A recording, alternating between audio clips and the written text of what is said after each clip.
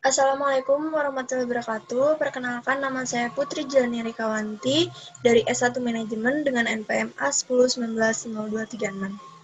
Sini saya dari kelas Manajemen Pemasaran C akan mempresentasikan tentang analisis STP, diferensiasi, dan repositioning dari produk Lux. Dan di sini saya akan menjelaskan hal-hal yang pertama, profil perusahaan yang dianalisis, yang kedua, produk yang dihasilkan, yang ketiga, analisis strategi STP, yang keempat, strategi diferensiasi, yang kelima, kasus repositioning, dan yang keenam, kesimpulan. Yang pertama yaitu ada profil perusahaan. PT Luxindo Raya atau Lux Indonesia adalah sebuah perusahaan yang bergerak di bidang penjualan barang-barang berkualitas tinggi yang langsung diproduksi oleh Lux Asia Pasifik. Lux didirikan di Swedia pada tahun 1901 yang merupakan perusahaan pendiri. Lux adalah sebuah produk kecantikan yang memberikan keyakinan kepada konsumennya bahwa semua konsumennya bisa cantik bak bintang. Nah, karena visi dan misi Lux tersebut, produk perawatan tubuh ini memposisikan diri sebagai produk kecantikan yang digunakan oleh kaum wanita yang mempunyai mimpi ingin tampil bak bintang ternama. Harga yang ditawarkan Lux bervariasi sesuai jumlah mili dan jenis produknya. Namun, harga tersebut dapat dijangkau bagi target audiensnya. Selain promosi dan harga, hal penting yang ditampilkan dari keistimewaan produk tersebut adalah kemasannya.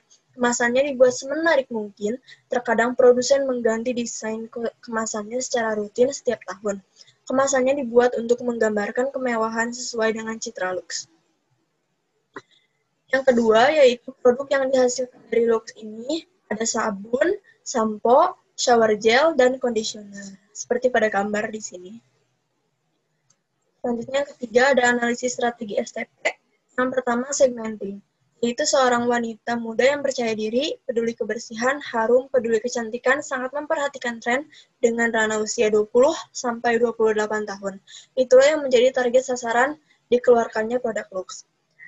Yang kedua ada targeting, yaitu targeting pada sabun Lux adalah seluruh Indonesia. Kita dapat melihat produk-produk dari sabun Lux di toko-toko, warung, supermarket, atau hypermart. Tempat pembeliannya sangat mudah dan terjangkau. Yang ketiga ada positioning. Positioning yaitu sabun Lux diposisikan sebagai sabun kecantikan. Sabunnya para bintang, hampir di setiap iklannya kita akan melihat bintang-bintang cantik di Indonesia seperti Dian Sastro, Luna Maya.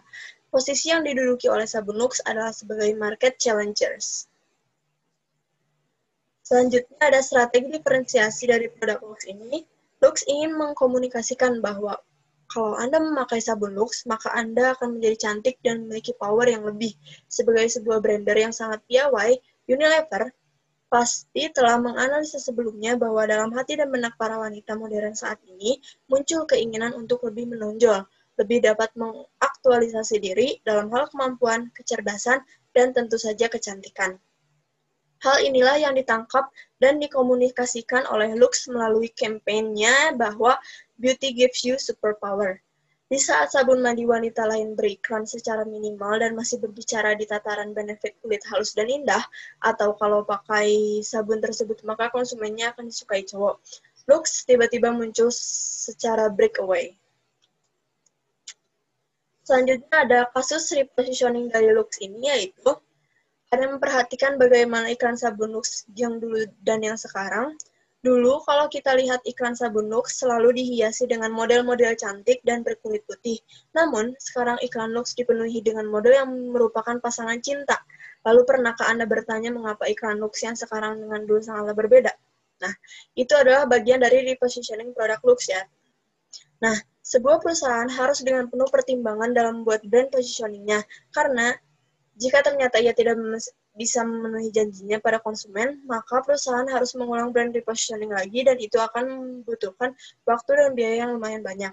Inilah yang dinamakan brand repositioning, di mana perusahaan merombak ulang brand positioning-nya. Tentu saja ketidakmampuan perusahaan dalam memenuhi brand positioning-nya bukanlah satu-satunya alasan mereka dalam melakukan brand repositioning. Ada satu alasan lagi yang menyebabkan perusahaan melakukan brand repositioning, yaitu perkembangan pasar.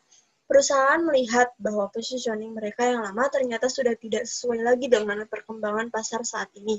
Sehingga mereka juga harus membuat positioning yang menarik minat pasar saat itu, atau juga karena perusahaan melihat bahwa mereka memiliki kesempatan yang besar dengan cara melakukan repositioning. Nah, tadi alasan yang pertama, dan sekarang ada alasan yang kedua. Inilah yang menyebabkan Lux melakukan brand repositioning dari sabun kecantikan menjadi sabun yang membuat hubungan pasangannya menjadi awet. Lux pada awalnya merupakan sabun kecantikan yang mendominasi, namun seiring berjalannya waktu, ternyata Lux yang merupakan sabun kecantikan kalah bersaing dengan sabun kesehatan. Ternyata konsumen saat ini tentu saja lebih memperhatikan kesehatan, baik kesehatan dirinya sendiri atau keluarganya. Nah, lalu kemudian Lux mencari cara agar konsumen kembali menggunakan Lux lalu Lux membuat target utama mereka adalah semua pasangan-pasangan, baik suami istri atau hanya yang baru berpacaran. Nah, mungkin terkesan aneh, tapi menurut saya hal ini menarik karena pasti setiap pasangan, khususnya wanita, tentu saja mau mempunyai hubungan yang langgeng dengan pasangannya. Nah, setelah Lux melakukan repositioning, tentu saja Lux berusaha menanamkan image sebagai sabun yang membawa keharmonisan dan hubungan yang dengan pasangan di benak konsumen. Lux menggunakan pasangan artis yang harmonis di iklan mereka. Iklan mereka kemudian semuanya berhubungan dengan keromantisan sebuah pasangan. Nah, dari Lux ini kita bisa belajar bahwa tidak semua brand position berlaku untuk selamanya. Kadang ada faktor-faktor yang membuat sebuah brand harus melakukan repositioning. Selanjutnya, yang terakhir ini ada kesimpulan. Kesimpulannya yaitu perusahaan melakukan repositioning terhadap produknya dapat menciptakan suatu image baru, dan repositioning yang tepat dan sesuai dengan manfaat dari atribut produk dan jasa yang ditawarkan, maka antara harapan dan keinginan konsumen dapat dipenuhi, sehingga konsumen akan mengingatkan merek produk tersebut. Perusahaan berusaha membuat image yang positif tentang produk di benak konsumennya. Merek akan sangat berperan penting agar konsumen dapat mengingat produk dengan produk yang lain, untuk itu dengan menanamkan image yang positif pada pihak konsumen. Konsumen akan lebih mudah untuk tertarik membeli produk badan usaha itu. Dengan adanya repositioning yang baik, maka perusahaan mempunyai posisi persaingan yang menarik dan akan didukung oleh asosiasi yang kuat pula. Sekian presentasi dari saya. Terima kasih. Wassalamualaikum warahmatullahi wabarakatuh.